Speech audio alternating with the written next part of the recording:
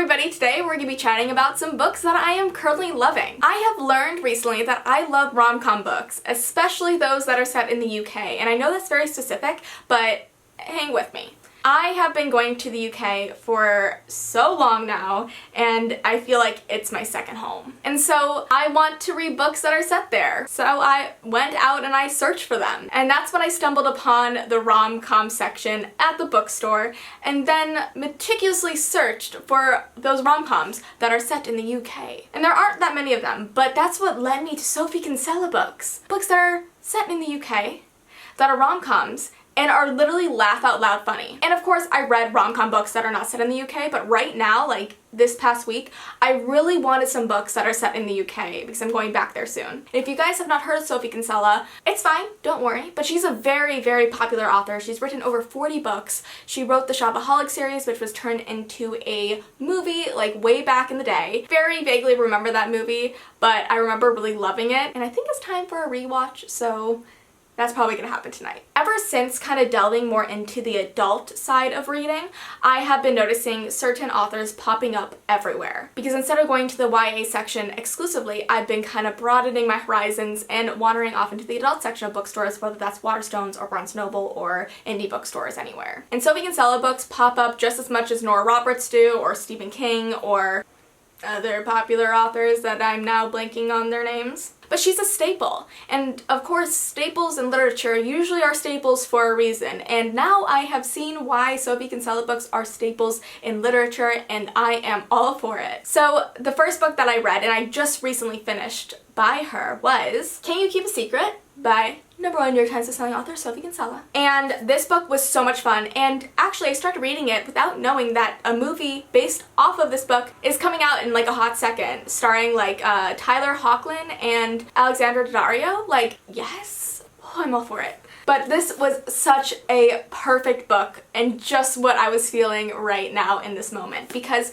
something that I love about Sophie Kinsella books is that a lot of the characters, if not all of them, are 20-something-year-olds, just like myself. They're going through very similar things that I'm going through, just with a kind of wacky twist, and that's why I love her books. They have such a humorful undertone, and just the scenarios that the characters are put into are so vivid and so realistic in your brain that you're like, this is me.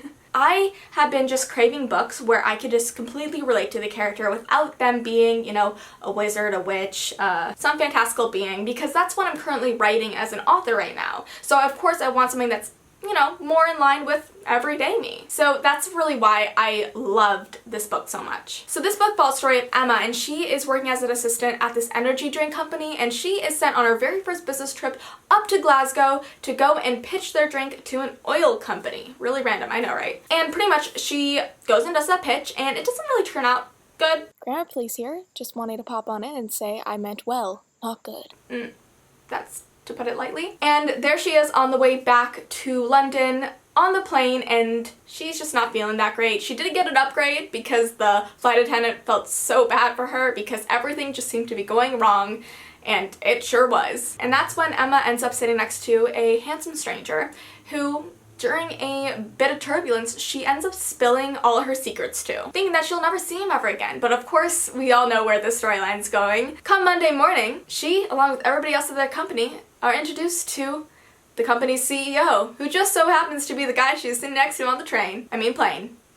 And a romance stems from there, and it's so good because, you know, he knows everything about her, all of her secrets, but she hardly knows really anything about him. You know, she is currently in this stage in her life where she's kind of confused as to where she's going because she's had so many careers before this. She is still in her early 20s. She has already been a photographer, she's been an estate agent, she's been an assistant at like this company, and she's done a ton of other little jobs, but nothing she's truly felt really good at. And she wants to feel that sense of, I'm in the right place. And so I just really related to Emma a lot. I also just really loved her character. She was so funny. The humor in this book just is laugh out loud funny. I was like cackling in public, and I had no shame about it. I never do, but like it was so funny. I kept on sending like pictures to my friends just being like, oh my gosh, look at this line, it's so funny, right? And they're like, I don't know the context of this, but like, yeah.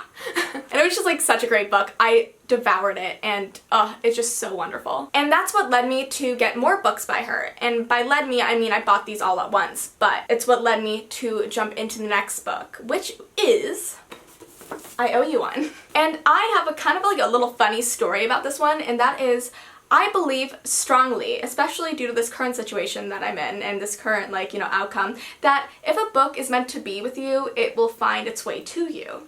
And that's because I was in an Italian airport like 3 weeks ago looking at their English section in their bookstore, and I come across this book and I read the back of it. I'm like, oh, that sounds really good, but I'm not gonna buy it right now because I still have 3 books left to read on my Kindle for that video that I filmed like a few weeks ago that was, can I read 10 books in 21 days? Update on that coming soon. It's a fun one. I already had books that I had to read, so I put it down and was like, okay, bon voyage, like, it's been good knowing you for that hot second that I read the back of you. And then fast forward 2 weeks and I'm sitting there in Barnes & Noble, finished with editing Project Red for the day, and I decided to go and browse the shelves of Barnes & Noble, and I stumble across like this recommendation section that says, are you a lover for modern day romance? And I'm like, yes I am, especially right now. And that's when I stumbled upon Sophie Kinsella books, which led me to her section on the shelf, dedicated just to her books.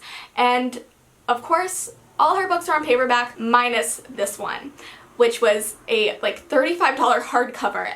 It was so enormous, so big, and I knew that I wouldn't be able to buy it, not only because it was really expensive, but because I don't really like carrying on really heavy hardcovers in my bag anymore. My shoulders would just like scream at me if I did. Like, you know, I'm not old, but like my shoulders feel old. Instead of, you know, buying it at the bookstore, I ended up going online and getting the paperback edition because I'm like, it's meant to be. I stumbled across this once again without trying to, and I'm still very interested in the storyline. So I ended up buying it, and now it is here with me today. So, but don't worry, I also bought another book at the bookstore, so I did still support the bookstore and not just the big company that is known as Amazon, and we'll talk about that book in a second too.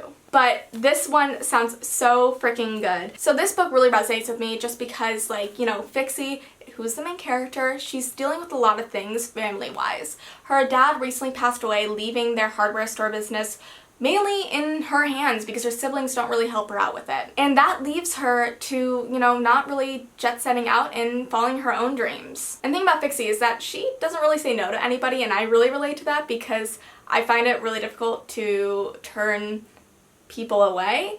So I'm like, literally, this is a mood.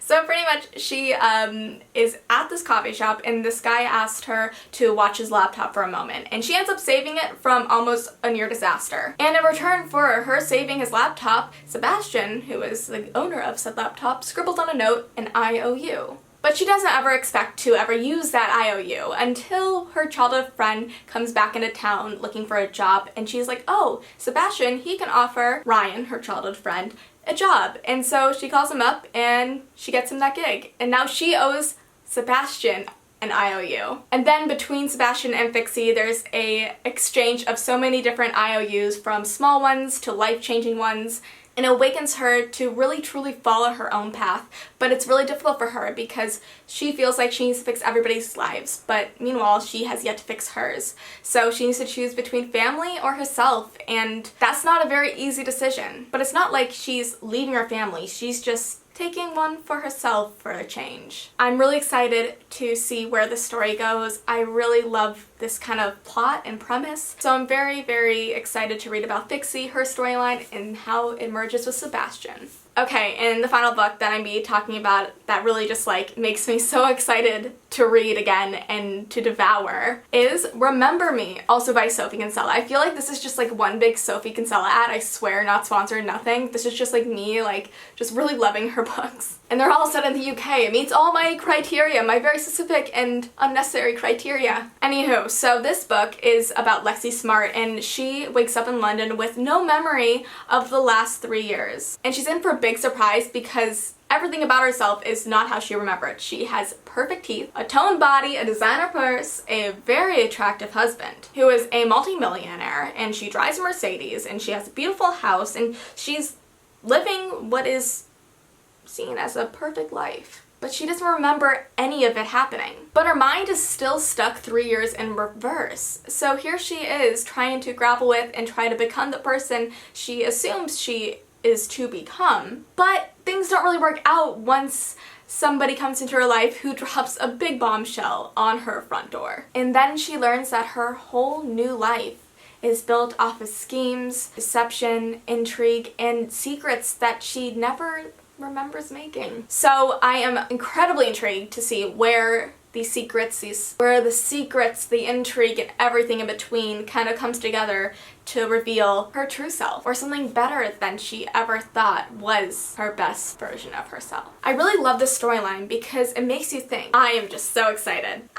It's just felt so good just to chat and talk about some books that I am so excited to read. Also, just so you guys know, I have released a new collection of bookmarks. As some of you may have noticed, I am also an artist and I create my own bookmarks. So if you want to support me and support my small business, please go head over to SashaAlsberg.com and check out the bookmarks. There's tons of them up there, and my newest collection is now live and it's called the Book Lovers Collection for book lovers like me and you, and I hope you adore it.